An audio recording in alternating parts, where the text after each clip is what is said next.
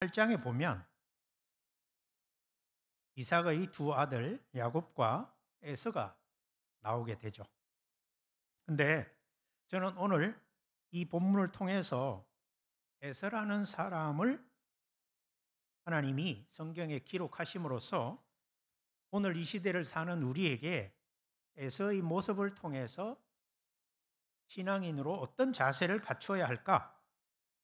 또 하나님이 주시는 복에 대하여 어떤 태도로 우리가 대해야 할까를 생각해 보기 원합니다. 질문을 하나 해보시죠. 이제 몇 주 남았죠? 2023년이? 한 해를 돌아보시면 복 많이 받으셨습니까? 여러분, 새해 첫날 되면 대부분 수많은 사람들이 우리에게 해주는 가장 큰 인사가 새해라고 생각하고 옆 사람에게 한번 해보십시오. 뭐라고 인사하시죠? 여러분, 새해 복 많이 받으세요 했잖아요. 근데 지금 올해가 몇 주 안 남았는데 복을 얼마나 받았습니까? 많이 받으셨어요? 별로 못 받으셨나 봐요. 여러분, 그러면 올해 못 받은 복 언제 받으시면 좋겠어요? 내년에? 올해 가기 전에 받으면 더 좋지 않을까요? 네, 우리는 복을 받고 싶어요. 그리고 새해 첫날부터 그 복을 빌어주고 또 우리에게 복을 내려주시길 원하죠. 많은 사람들이 살아가는 가장 큰 목적 중에 하나가 복 받길 원하는 거죠. 그러면 여러분, 오늘 잘 보시면 28장 1절부터 5절까지는 이삭이 야곱을 어디로 보내는 내용이냐 하면 자기 부인 리브가의 고향 밧단 아람으로, 지금 이삭이 살고 있는 이 브엘세바에서 한 800km 정도 떨어져 있는 자기 부인의 고향으로 보내서 부인을 얻으라고 보내는 장면이에요. 근데 그 모습을 보고 여러분 6절부터 9절까지 중에 우리가 주목해야 될 단어가 두 개가 나오는데, 6절에 보면 에서가 본적, 밑줄 한번 꺼보셔요. NIV라는 영어 성경에서는 에서가 봤다 이 말이 에서가 깨달았다라고 돼 있어요. learn, 알게 되었다. 그 다음에 또 8절에 보면 에서가 본 적 또 나오죠. 이거는 realize, 몰랐던 사실을 알게 되었다. 그러면 여러분, 앞에 1절부터 5절까지는 이삭이 야곱을 부인을 얻으러 밧단 아람으로 보내는 장면을 보고 누가 봤어요? 에서가 보고, 여러분, 첫 번째 본 것은 뭐죠? 6절에서 보니까 이삭이 야곱에게 축복하고 그를 밧단 아람으로 보내어 거기서 아내를 맞이하게 하였고, 그러니까 부인을 얻으러 밧단 아람으로 보냈다라는 것을 알게 되었고, 또 그에게 축복하고 명령하기를 너는 가나안 사람의 딸들 중에서 아내를 맞이하지 말라. 가나안 사람을 부인으로 맞지 말라고 하는 게 아버지 뜻이구나 하는 것을 깨달았다라는 뜻이에요. 그래서 야곱은 어떻게 합니까?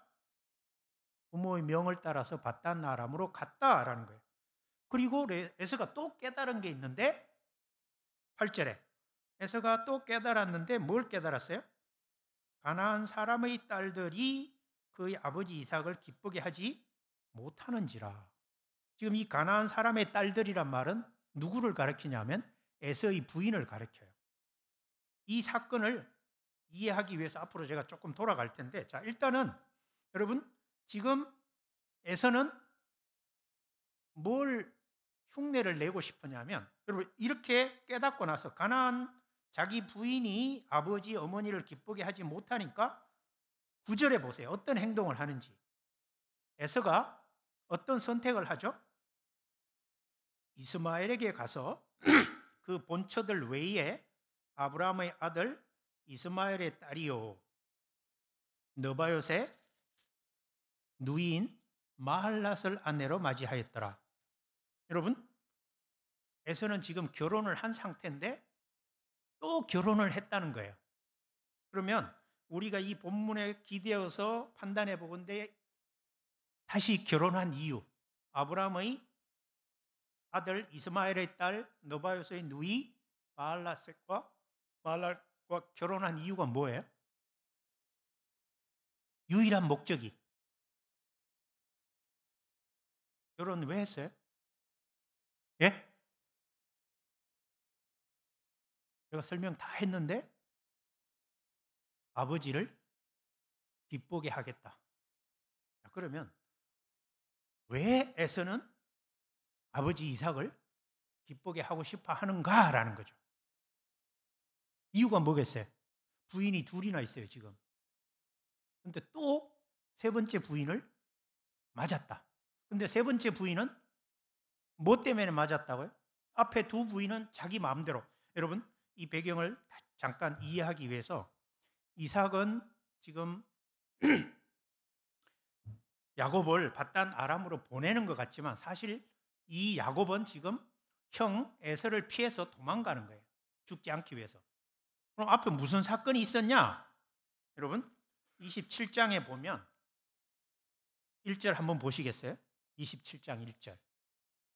이삭이 나이가 많아 눈이 어두워 잘 보지 못하더니, 성경에서요, 나이가 많고 눈이 어둡다라는 표현은 일반적으로 영적으로 쇠퇴했다라는 표현과 일맥상통합니다.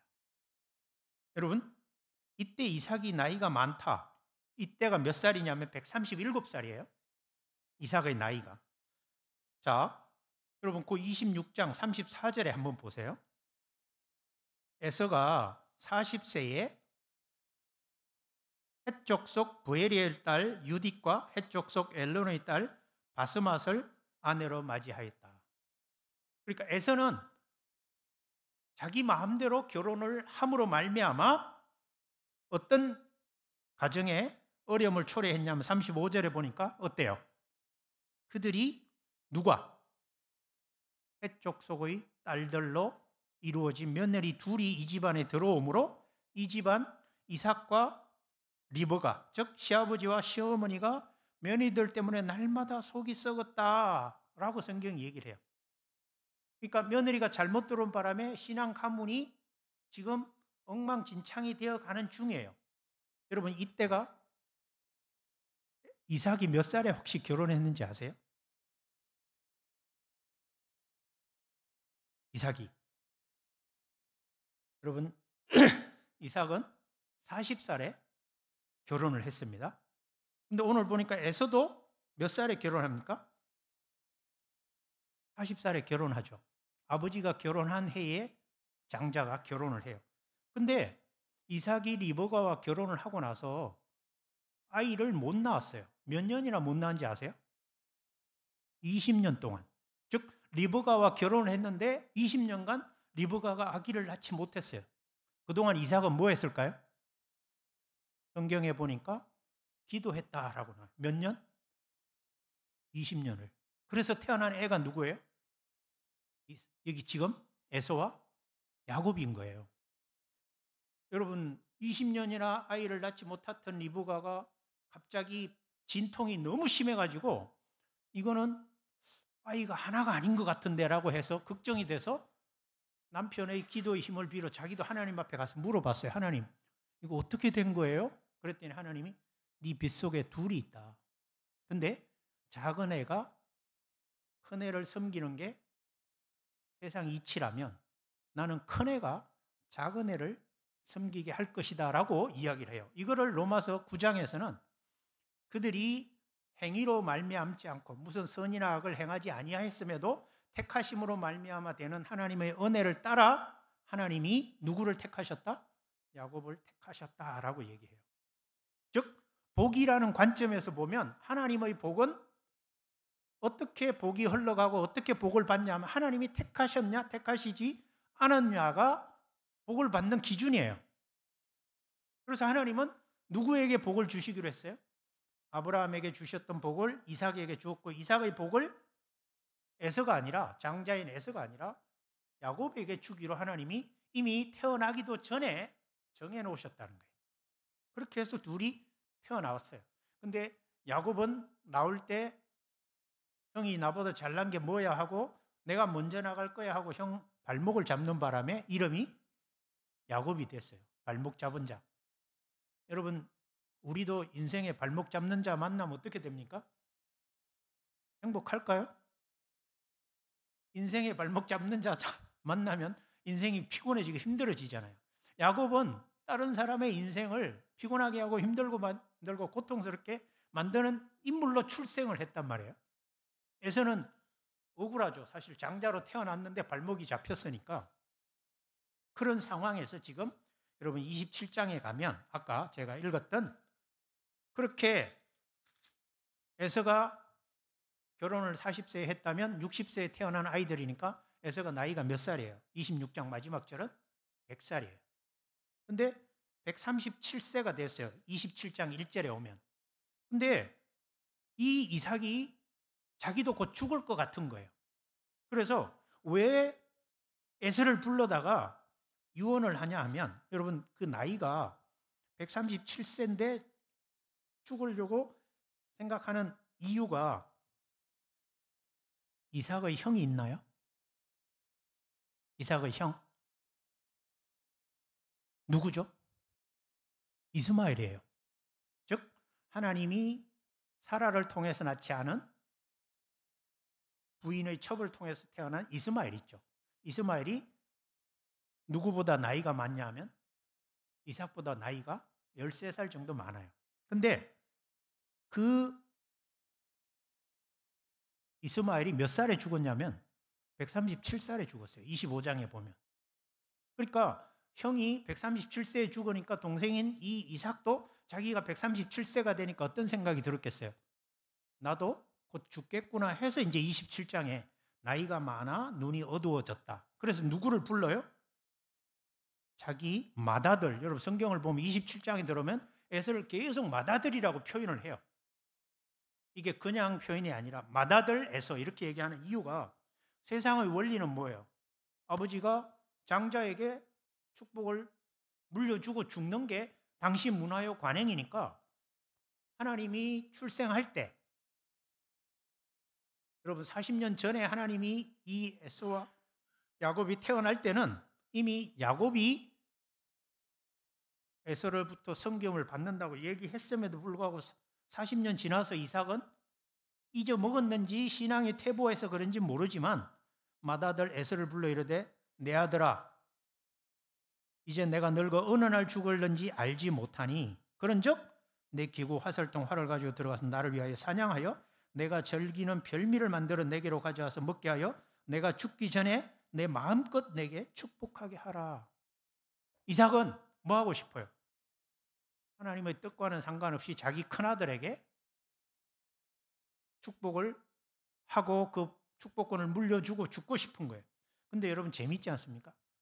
마지막 유언이 뭐예요? 이삭의 마지막 유언이 아들아 내가 좋아하는 별미 좀 만들어주면 내가 너에게 복을 줄게 라고 하죠. 그럼 이 집안이 참 재미있는 집안인데요. 이렇게 아버지가 아들을 향하여 맏아들을 향하여 축복권을 주겠다고 얘기하자 늘 태어날 때부터 야곱을 마음에 두고 있던 부인이 여러분 우리가 오늘날 같은 상황이라고 생각하면 안 돼요. 이게 아버지 이삭의 텐트가 따로 있고 엄마 텐트가 따로 있거든요. 장막이. 그러면 이삭이 여러분 에서를 불러다가 이야기할 때 이 둘만 얘기하는 거예요. 둘만. 아버지 텐트에서. 엄마는 자기 텐트에 있어요. 근데 아버지가 영적으로 퇴보하고 이삭이 조금 이상해지는 걸 느낀 리브가는 아버지 자기 남편이 뭘 하는 것마다 늘 신경을 곤두세우고 엿듣고 있는 중이죠.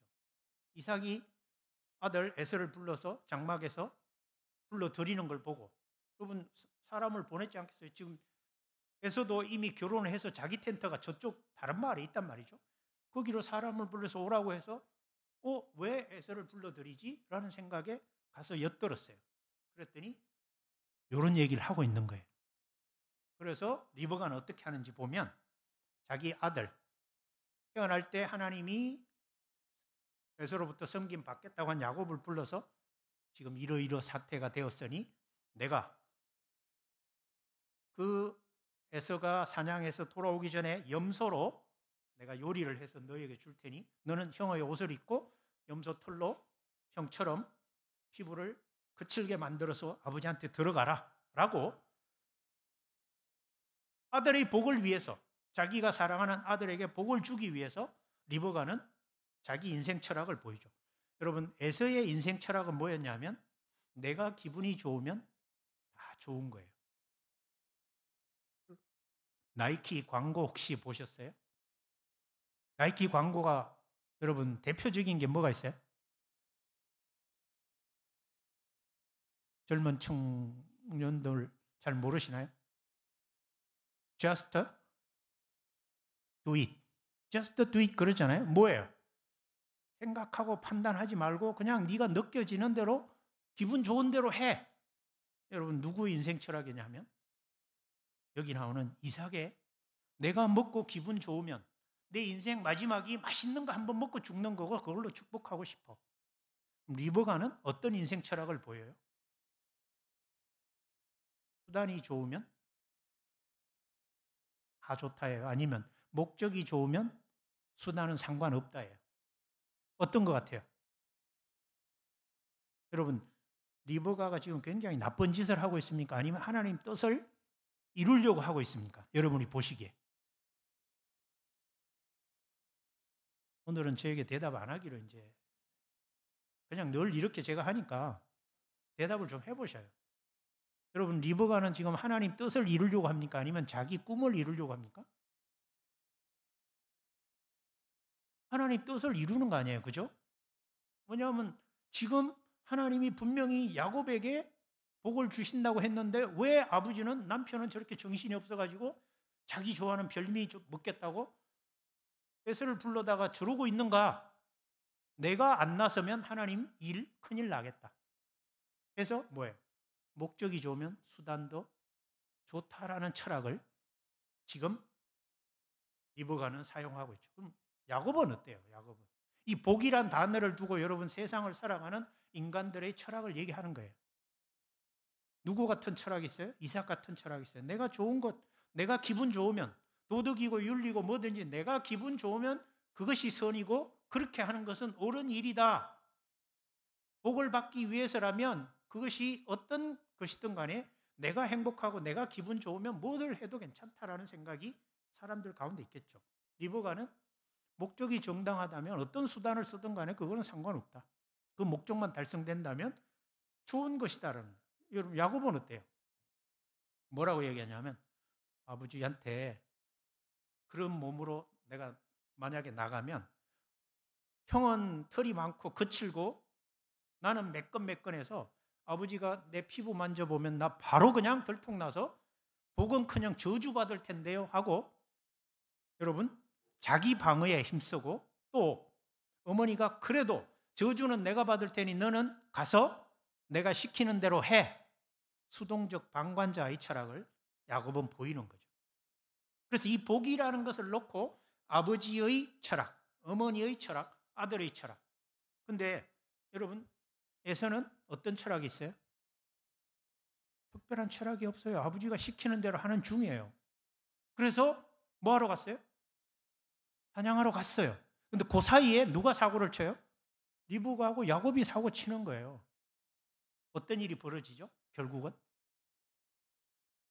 여러분 1절이 재미있잖아요. 나이가 많아서 뭐가 안 보여요? 눈이 안 보이면 여러분 얘가 야곱인지 에서인지 뭘로 알아볼까요? 감각, 그죠?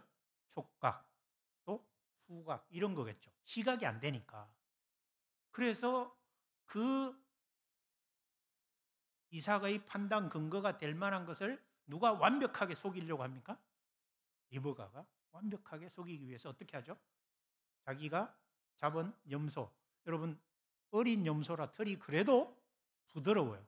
사람 털하고 염소 털하고 여러분 큰 염소는 털이 거칠어서 이게 사람 털에 쓰기가 어려운데 어린 염소는 털이 좀 부드럽거든요.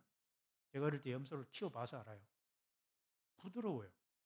그래서 그 부드러운 고기는 별미로, 여러분 남편이 별미를 즐기게 된 게 에서의 일반적으로 사슴고기라고 이야기하는데 학자들은 염소고기로 사슴고기 맛을 내는 게 보통 레시피가 아니라는 거죠.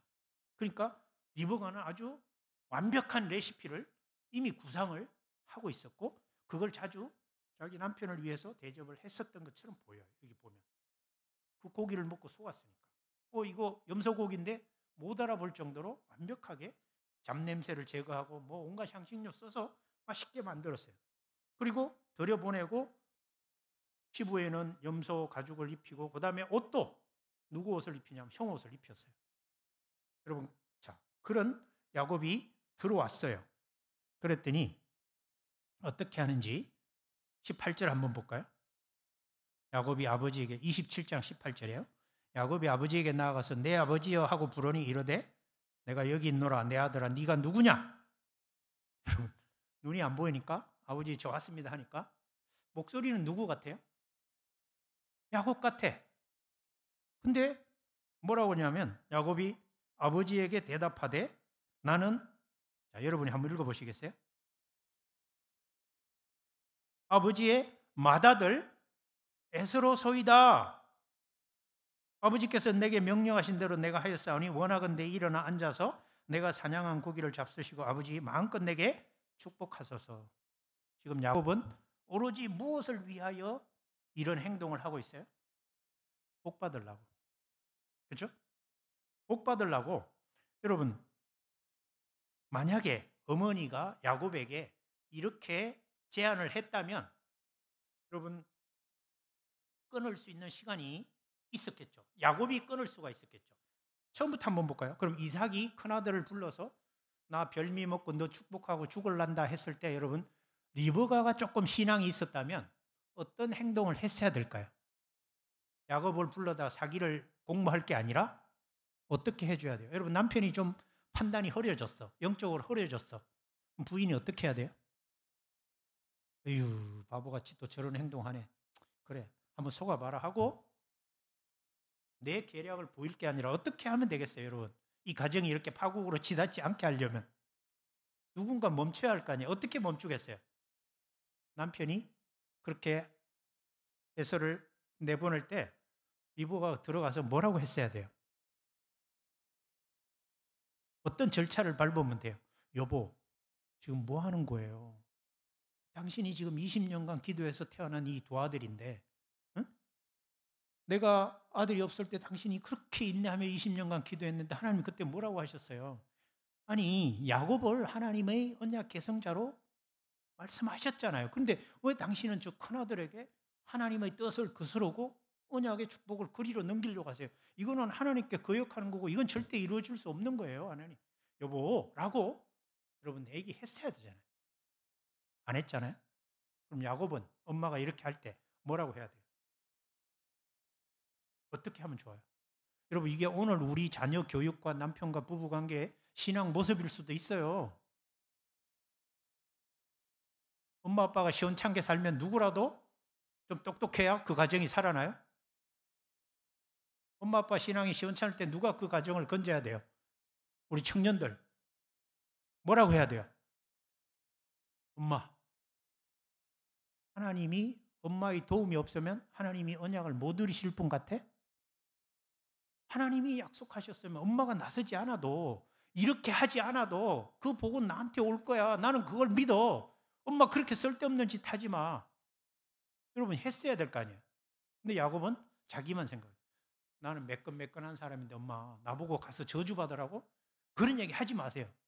엄마 저주는 내가 받을 테니까 넌 그냥 내가 시키는 대로 해. 알았어요. 뭐 시키는 대로 할게요. 하고 들어갔단 말이에요. 들어가서 뭐라고 그래요? 간이 부어가지고 이제는 뭐라고 그래요? 너 누구냐? 그러니까 저 에서입니다. 잘 봐요. 여러분 재미있는 게 그래서 평소에 사냥을 해오라고 하면 이렇게 빨리 못 오거든요. 사슴이 뭐 나 잡아 봐라 하고 숲에서 기다리고 있는 것도 아니고 보자마자 도망도 가고 이러니까 저녁 때가 돼야 오든지 뭐 시간이 오래 걸리면 너무 빨리 들어온 거예요. 뭐라 그러죠? 어떻게 이같이 20절에 보면 야, 내 아들아, 네가 어떻게 이같이 속히 잡았냐? 그랬더니 야곱이 뭐래? 아버지의 하나님 여호와께서 나로 순조롭게. 내 하나님이 아니에요. 아버지 하나님이 나를 도우셔가지고 아버지의 복을 받게 하려고 아이고 하나님이 나를 축복해 주셨다니까요. 그래서 내가 이렇게 빨리 사슴을 잡아서 왔어요. 아무래도 의심스러워요. 계속 목소리가 야곱 목소리가 나는 거예요. 보이진 않지만. 그래서 21절에 보니까 내 아들아 가까이 와라. 여러분 이때 야곱은 심장이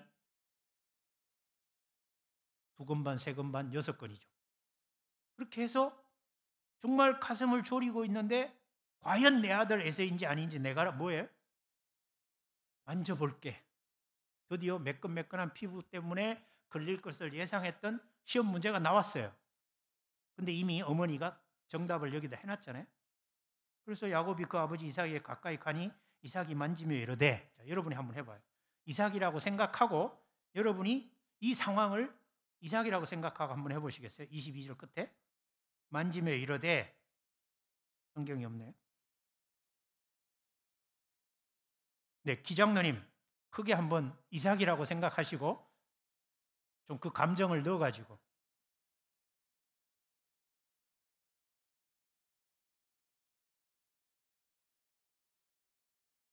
여러분 이렇게 했을까요? 여러분 좀 더 이삭 같은 에서 같은 사람 참 이삭처럼 하실 분 잘하셨죠, 그죠? 분명히 목소리는 야곱인데 아니 만져보니 이게 털이 있네. 그럼 여러분 이제 판단을 해야 될 거 아니에요. 뭘로 해야 돼요? 판단을. 여러분 같으면 뭘로 하겠어요? 목소리로 할 거예요? 아니면 털로 할 거예요? 즉 청력으로, 청각으로 할 거예요? 촉각으로 할 거예요? 여러분 같으면 어떤 걸로 하시겠어요? 여러분은 야곱 같은 참 이삭 같은 선택은 안 하시겠죠. 이미 알고 있으니까. 지금 이삭은 어떤 선택을 하죠? 청각과 촉각 중에 목소리는 야곱인데 손은 에서네. 이거 어느 녀석이지? 궁금한데, 자, 그의 손이 형 에서의 손과 같이 털이 있으므로 분별하지 못하고 축복하였더라. 자, 이삭은 뭘 의지했어요? 촉각을 의지했죠. 청각이 아니라. 여러분, 가장 과학적인 방법으로 이삭은 선택을 했는데 가장 어리석은 선택을 하게 되는 거죠. 여러분, 사람이 복 받으려고요. 수단 방법 가리지 않고 애쓰고 애쓰는데 하나님이 주시지도 않을 복을 받으려고 애쓰는 것은 아무리 최선을 다해도 이렇게 헛다리 짚을 수밖에 없다는 거예요. 그래서 뭐라고 그래요? 축복했어요. 근데 의심스러워서 24절에 뭐라고 그래요? 야, 내가 목소리 들으니 야곱이고 만져보니 에서인데 너 진짜 에서 맞아? 이제 청각으로 다시 한번 물어요. 그렇죠? 네가 참 내 아들 에서냐? 그가 대답하되 그러하나이다. 이삭이 이르되 이제 그래 믿자 하고 믿고 먹고 축복을 했어요. 자, 여러분 이렇게 축복하는 바람에 어떤 일이 벌어지냐 하면 30절 한번 보실래요? 이삭이 야곱에게 축복하기를 마침에 야곱이 그의 아버지 이삭 앞에서 나가자 곧 그 형 에서가 사냥하여 돌아온지라. 여러분 이걸 영화 감독이라고 생각해 봐요. 야곱이 아버지 앞에서 나오는 장면과 에서가 사냥해서 요리 만들어서 들어가는 이 장면을 절묘하게 교차시켜서 표현을 한다면 관객들은 어떻게 했어요? 야, 저거 들키겠는데? 큰일 나겠는데? 뭐 이런 상황인 거죠. 근데 하나님이 그렇게 안 하시잖아요. 그래가지고 들어갔어요. 그랬더니요. 31절 여러분 한번 다른 분이 읽어주시겠어요? 에서가 아버지에게 이렇게 얘기하죠. 성경이 없으시군요. 자, 아버지여 일어나서 아들이 사냥한 고기를 잡수시고 마음껏 내게 축복하소서. 여러분 이 말을 듣자 이삭은 어떤 느낌이 들었겠어요? 그의 아버지 이삭이 그에게 이르되 기장님 다시 한번.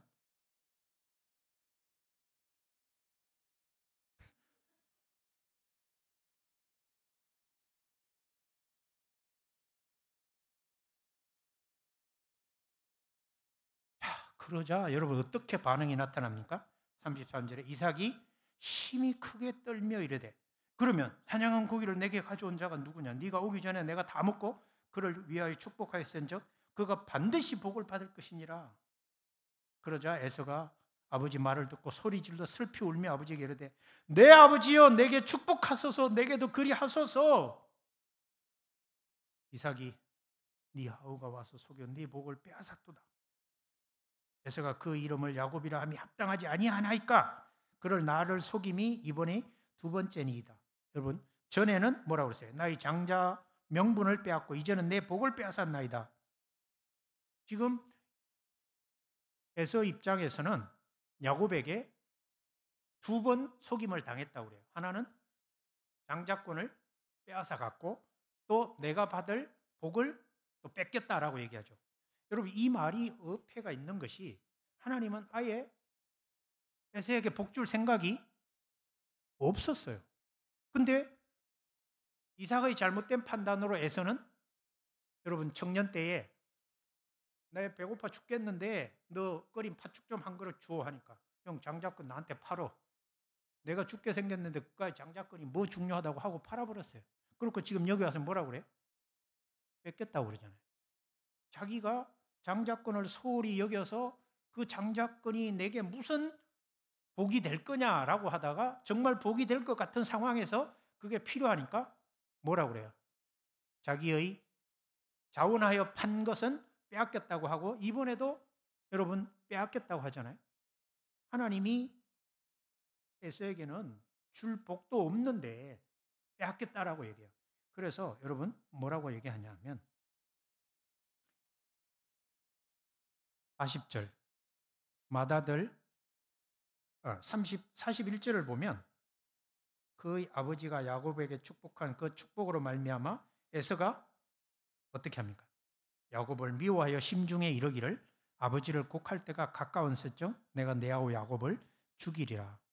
그러니까 에서는 아버지 이삭이 곧 죽을 거라고 생각했어요. 근데 여러분 이삭은 그 뒤로도 한 40년 더 살거든요. 그걸 잠깐 생각하고 내가 반드시 아버지가 돌아가시면 그 후에 죽여버리다. 그러니까요 또 에서의 말을 엿들은 리브가가 어떻게 합니까? 너의 형이 너를 죽여서 그 한을 풀려 하니 내 아들아 내 말을 따라 일어나 어디로 가서 하란으로 가서 내 오라비 라반에게로 피신하여 네 형의 노가 풀리기까지 얼마 동안? 몇 날 동안 그와 함께 거주하라. 그러니까 리브가는 이 에서의 분노가 며칠이면 끝날 줄 알았어요. 그래서 바담 아람으로 보냈는데 앞에서 그 저주는 내가 받을게 라고 했던 리브가의 저주는 결국은 여러분 자기가 죽을 때까지 야곱이 바단 아람에서 돌아오지 못하는, 이때 보내버린 아들을 다시는 만나지 못하는 저주를 받는 셈이죠. 이렇게 해서 지금 오늘 28장이 나온 거예요. 누가? 야곱이 지금 바단 아람으로 가는데 여러분 이삭의 이런 판단을 돌릴 수 있는 변명거리가 뭐냐? 46절에 보면 야곱을 바단 아람으로 보내기 위해서 오늘 에서의 문제를 이야기해요. 리브가가 이삭에게 이르되 46절에 27장 내가 햇사람의 딸들로 말미암아 내 삶이 싫어졌거늘 내 삶이 아무 의미가 없다. 저 며느리들 때문에 나는 아무 사는 재미가 없다. 야곱이 만일 이 땅의 딸들 곧 그들과 같은 햇사람의 딸들 중에서 아내를 맞이하면 내 삶이 내가 무슨 재미가 있어? 나 사는 재미가 저 며느리들 때문에 하나도 없는데 둘째 아들도 만약에 이 땅 며느리들을 얻는다면 나는 인생 안 살 거예요 라고 이삭에게 엄포를 놨어요. 그랬더니 이삭이 28장에 이제 야곱을 불러다가 여러분 28장에 보면 이삭이 야곱을 불러 그에게 축복하고 이렇게 나오잖아요. 그러니까 하나님께서 이삭에게 야곱이 너희 언약 계승자다라고 얘기했는데 여러분 이 28장에 들어와서 야곱을 다시 부를 때에는 뭐가 생각났겠어요? 아하, 내가 내 아들 에서가 좋아서 내가 원하는 별미를 먹고 그 아들 에서를 축복하려고 했으나 하나님은 어떤 방법으로든 그분의 방법으로 그분이 약속하신 말씀을 이루시는구나라고 깨닫게 되고, 그래서 야곱을 너 왜 나한테 사기쳤어? 왜 네 형에게 줄 축복을 네가 빼앗아갔어라고 하지 않고, 앞에서는 네 동생 야곱이 네 복을 빼앗아갔구나라고 했던 이삭이 그렇게 말하지 않고 자기 부인 리브가의 말대로 너네 어머니 가족들에게 가서 부인을 얻어와라. 그러니까 여러분, 세월이 지나서 이제 야곱이 부인을 얻으러 어디로 가요? 바단 아람으로 가는 걸 보고 에서가 보니까 저렇게 해서 야곱이 복을 받는구나 라고 판단 내린 근거가 뭐예요? 내가 결혼을 잘못해서 부인을 잘못 얻어서 내 부인들 때문에 아버지가 나를 축복을 하시지 않는구나 라고 생각을 했다는 거죠. 그래서 그는 그 아버지로부터 복을 받기 위하여 어떤 행동을 했다고요? 부인을 이 헷 족속이 아닌, 보세요, 누구에게 가서 결혼을 하죠? 8절에 가나안 사람의 딸들이 그의 아버지 이삭을 기쁘게 하지 못하는지라. 그래서 내가 복을 받지 못하는 것을 깨닫고 나서 복을 받기 위해서, 그렇게 해서라도 복을 받기 위해서 에서가 이스마엘에게 가서, 이스마엘은 누구죠? 이삭의 형이죠. 그러면 여러분, 에서에게는 누가 되는 셈이에요? 큰아버지? 그렇죠? 큰아버지 딸들. 그러면 봐요, 여러분, 아브라함이 이 에서에게는 할아버지잖아요. 여러분, 부인 쪽, 엄마 쪽, 리브가 쪽 부인을 얻는 것이 혈육적으로 가깝다고 생각하겠어요? 할아버지 쪽 혈통과 결혼하는 게 가깝다고 생각하겠어요? 에서는 할아버지 쪽을 택해서 결혼하는 게 훨씬 혈통적으로 가까워서 복을 받을 수 있을 거다. 이 큰아버지의 딸들과 결혼하면 혈통적으로 훨씬 가까우니 아버지 이삭이 나를 기뻐하고 내가 받지 못했던 복을 받지 않을까라고 생각해서 가서 결혼을 한 거예요. 근데요, 에서가 뭘 몰랐을까요? 여기서 이게 이제 우리가 크리스찬으로 복을 받으려고 할 때 저지르는 실수들이기도 한데요, 여러분, 이스마엘은 하나님이 택한 자가 아니라는 거예요. 그러니까 에서는 지금 뭘 하냐 하면 세상 사람들이 복 받는 기준이 저것이구나 하면 흉내내면 그 복을 받을 수 있을 거라고 생각한다는 거죠. 그런데 여러분, 크리스찬에게 있어서 정말로 복은 하나님이 택한 자냐 택하지 않는 자가 복의 기준이라는 거예요. 그래서 제가 물었잖아요. 복 받으셨냐고. 복 받으셨어요? 저는 여기 있는 어느 분도 택함 받지 못한 자가 아니라고 생각해요. 여러분, 장자는 지금 여기 있는 대로 누구였어요? 이스마엘이었죠. 그런데 누구를 택했죠? 이삭을 택하셨잖아요. 그리고 이삭의 두 아들 중에 에서와 야곱 중에 누구를 택했어요? 야곱을 택했어요. 그러면요, 세상은 여러분 어떤 사람이 섬김을 받고 어떤 사람이 섬기는 자가 되죠? 큰 자와 작은 자 중에. 세상은 큰 자가 섬김을 받고 작은 자가 섬겨야 되는 세상이잖아요. 근데 하나님은 뭐라고 그러셨어요? 큰 자가 작은 자를 섬길 것이다. 그러니까 세상이 바라보는 시각과 하나님이 우리에게 보여주시는 세상이 다르다는 거예요. 그럼 여러분, 원래 세상은 큰 자가 복을 받게 돼 있잖아요. 그래서 이삭이 여러분 에서에게 복을 주려고 했던 거예요. 나이가 들어서 영적으로 퇴보하면서. 근데 하나님은 뭐라고 그러셨냐면 처음부터 큰 자가 작은 자를 섬길 거야. 그럼 여러분, 우리는 큰 자일까요? 작은 자일까요? 큰 자예요, 작은 자예요? 모르시겠어요? 우리는 작은 자예요. 여러분, 작은 자가 지금 복을 받잖아요. 큰 자는 복을 받지 못하잖아요. 그러면 여러분, 작은 자가 복을 받는다면 우리는 세상에서 큰 자가 되려고 애쓰지 말라는 거예요. 큰 자가 되려고 한다는 게 뭐예요? 세상이 말하는 복 받으려고 별짓을 다 하는 거죠. 사냥을 하려고 하고요. 별미를 만들려고 하고요. 옷을 입혀서 변장을 하려고 하고 하나님을 도와서라도 그 복을 내가 누리게 만들려겠다는 이런 생각들을 가지고 예수를 믿으면서도 하나님을 믿으면서 하나님 나라 백성이라고 하면서도 그럴 수 있다는 거예요. 그런데 그러면 여러분 작은 자가 여러분 여기서 이 에서나 야곱이 모두 사실은 복 받을 수 있는 자가 아니었잖아요. 아까 로마서에 제가 말씀을 드렸지만 이삭이 뭐가 잘못해서 택함을 받지 못했거나 야곱이 뭘 잘해서 택함 받은 게 아니라는 거예요. 전적으로 뭐예요? 하나님의 주권과 은혜에 의한 거다. 그럼 내가 작은 자로 택함을 받아 복 받는 자가 됐다는 것은 하나님이 나를 택하셨다는 거잖아요. 그럼 누구 때문에 내가 섬김을 받는 자로 복을 누려요? 예수 그리스도 때문이에요. 큰 자이신 하나님의 큰아들이신 예수 그리스도께서 자신을 죽임으로 말미암아 여러분 작은 자인 우리를 하나님의 복을 받을 자격이 없고 선택받을 아무 자격이 없고 공로가 없는 우리에게 예수 그리스도의 죽음을 통하여 우리를 복받는 자의 자리로 세워놓으신 거죠. 그러면 여러분 사람들은 지금 에서는 이삭을 어떻게 해서 아버지를 기쁘게 하려고 해요? 사냥을 통해서. 리브가는 맛있는 요리를 대신 만들어서, 야곱은 거짓을 통해서라도, 에서는 언약 밖에 있으면서도 언약 안에 있는 사람처럼 행동하면 복받을 거라는 사고로 가득 차 있잖아요. 오늘 이 두 이야기를 통해서 크리스찬들도 자칫하면 여러분 에서 같은 생각으로 복을 더 달려고 할 거고 리브가 같은 방법으로 복을 더 누리고 싶어하고 야곱 같은 방법으로 에서 같은 방법으로 복을 누리려고 하지 않겠냐. 히브리서 11장 6절은 뭐라고 그러죠? 믿음이 없이는 하나님을 기쁘시게 못한다.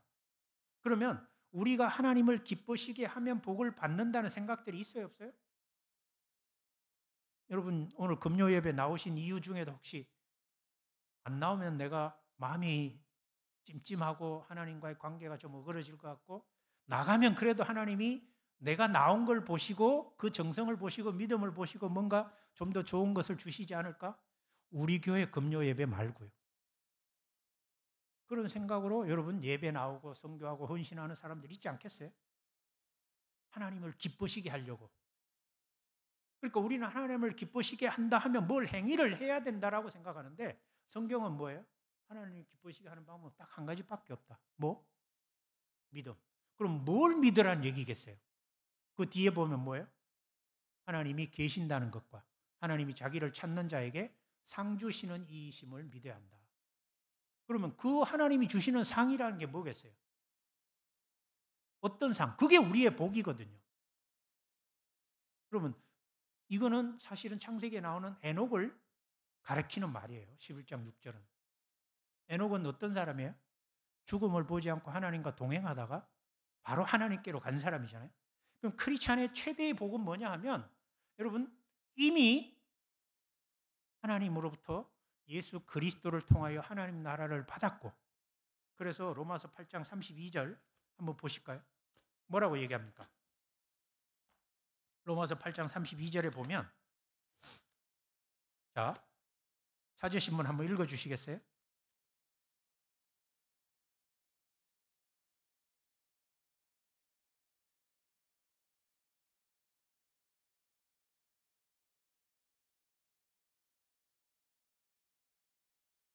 자기 아들을 아끼지 아니하시고 우리 모든 사람을 위하여 내주시니가 어찌 그 아들과 함께 모든 것을 우리에게 주시지 아니하겠냐.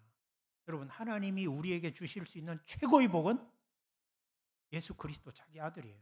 그럼 자기 아들을 주신 하나님이 여러분 최고의 복을 주셨는데 크리스찬들이 교회 나오면서 날마다 하나님을 기쁘시게 한다는 그 생각에 사로잡혀서 에서처럼 여러분 리브가처럼 야곱처럼 뭔가 행동을 통하여 하나님께 더 받으려고 하는 게 과연 복이겠냐? 그럼 여러분 제가 복 받으셨습니까? 물었을 때 아멘 하지 못한 이유가 내가 받은 걸 세어볼 만한 게 없었다는 거 아니에요. 근데 빠뜨린 게 뭐예요? 내가 예수를 받았다는 것을 빼먹고 있을 수도 있는 거죠. 지금 내가 누리고 있는 가장 큰 복은 예수라는 복이에요. 하나님이 자기 아들을 아끼지 아니하시고 내어주신 이가 어찌 그 아들과 함께 모든 것, 아들 주셨으면 여러분 그 안에 다 있다는 거예요. 건강 바라셔요? 재물 바라세요? 승진 바라세요? 합격 바라세요? 어디에 있어요? 예수가 없으면요, 그거 아무리 바래도 누구처럼? 에서처럼 아무리 흉내내도 받을 수 없는 복이에요. 근데 하나님은 이미 저와 여러분을 택하셨고 그 아들을 우리를 위하여 내어주셨기 때문에 진짜 복이 복되려면 뭐예요? 더 달라고 하는 이런 신앙을 좀 내려놓을 필요가 있다. 그럼 어떻게 해야 이게 진짜 복이 되겠어요? 하나님이 내게 예수 그리스도를 주셨으면 나는 이 예수로 인하여 날마다 감사하고 예수 안에서 기뻐하고 예수와 함께 기뻐하고 예수와 함께 찬양하고 예수와 함께 기도하고 여러분 예수와 함께 즐거워하면서 그래서 세상의 어떤 삶의 환경과 조건이 좀 어렵고 힘들고 고통스러워도 여러분 그 고통스러운 것이 나아지는 게 복이고 내가 물질이 없어서 물질이 많아지는 게 복이고 건강이 약해서 건강해지는 게 복이라고 생각한다면 그것만 놓고 기도할 거예요. 누구 빼고? 내가 이미 받은 예수 빼고. 근데 예수가 함께 있다면 여러분 우리가 아무리 망해도 아무리 안 돼도 뭘 받아요? 하나님 나라를, 영생을. 세상 어느 것으로도 하나님의 은혜와 절대 주권으로 선택하지 않으면 받을 수 없는 복을 이미 받았다는 거예요. 그럼 진짜 복이 복되려면 예수가 내 복의 전부요, 나는 더 이상 예수 이외에 다른 것을 구할 필요가 없다라는 그런 생각들을 가지고 삶의 문제를 좀 보자는 거죠. 그래서 기도할 때도 또 우리가 찬양할 때도 예배할 때도 여러분 예수 때문에 우리는 교회를 오는 거 예수 때문에 예배하는 거잖아요. 근데 그거 빼고 와서 다른 걸 놓고 계속 기도하고 다른 걸 계속 간구한다면 하나님이 어떻게 들으시고 그것을 즐거이 응답하시겠냐. 여러분 우리의 필요를 아뢰지 말라는 뜻이 아니에요. 뭐예요? 우선순위가 무엇이 복인지를 기억하고 그 복에 대하여 좀 감사해서 다른 것이 얼마나 이 복에 비하면 상대적일 수 있는지를 깨닫고 기도하자는 거죠. 기도하겠습니다.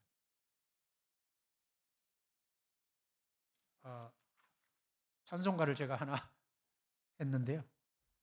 같이 찬송가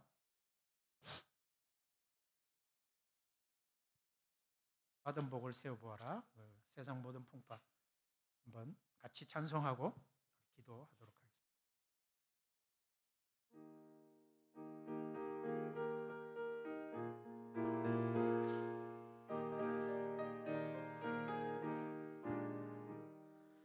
세상 모든 풍파 너를 흔들어 약한 마음 낙심하게 될 때에 내려주신 주의 복을 세어라. 주의 크신 복을 내가 알리라. 받은 복을 세어보아라. 크신 복을 내가 알리라. 받은 복을 세어보아라. 주의 크신 복을 내가 알리라. 세상 근심 걱정 너를 누르고 십자가를 등에 지고 나갈 때 주가 내게 주신 복을 세어라. 두려움 없이 항상 찬송하리라. 받은 복을 세어보아라. 크신 복을 내가 알리라. 받은 복을 세어보아라. 주의 크신 복을 내가 알리라. 세상 권세 너의 앞길 막을 때 주만 주만 믿고 낙심하지 말아라. 천사들이 너를 보호하리니 염려 없이 앞만 보고 나가라. 받은 복